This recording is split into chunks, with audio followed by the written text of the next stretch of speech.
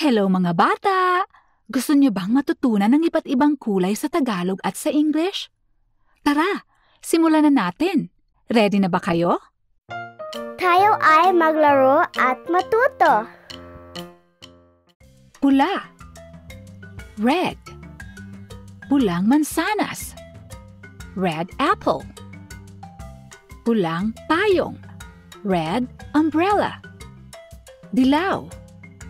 Yellow. Dilaw na saging. Yellow banana. Dilaw na bulaklak. Yellow flower. Bughaw o asul. Blue. Bughaw na langit. Blue sky. Asul na dagat. Blue ocean. Luntian o berde. Green. Lunti ang dahon. Green leaf.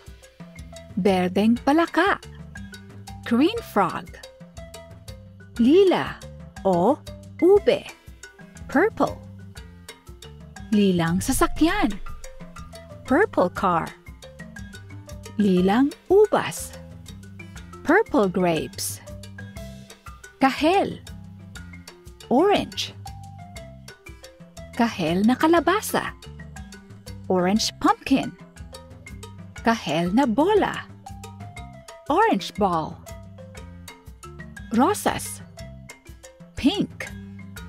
Rosas na sombrero. Pink hat. Rosas na lobo.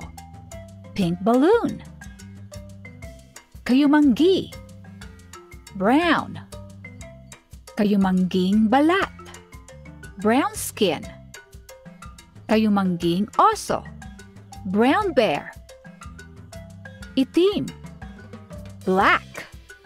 Itim na bag. Black bag. Itim na ibon. Blackbird. Puti. White. Puting pusa. White cat. Puting ulap. White clouds. Abo. Gray. Abong elepante. Gray elephant. Abong lumba-lumba. Gray dolphin. Ngayon, sabihin natin ang lahat ng kulay sa Tagalog. Pula. Dilaw. Bughaw o asul. Luntian o berde.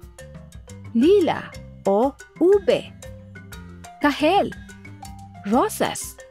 Kayumanggi. Itim. Puti. At abo. Now, let's say the colors in English. Red. Yellow. Blue. Green. Purple. Orange. Pink. Brown. Black. White. And gray. Good job! Ang galing niyo mga bata! Kita-kita ulit tayo sa susunod ha!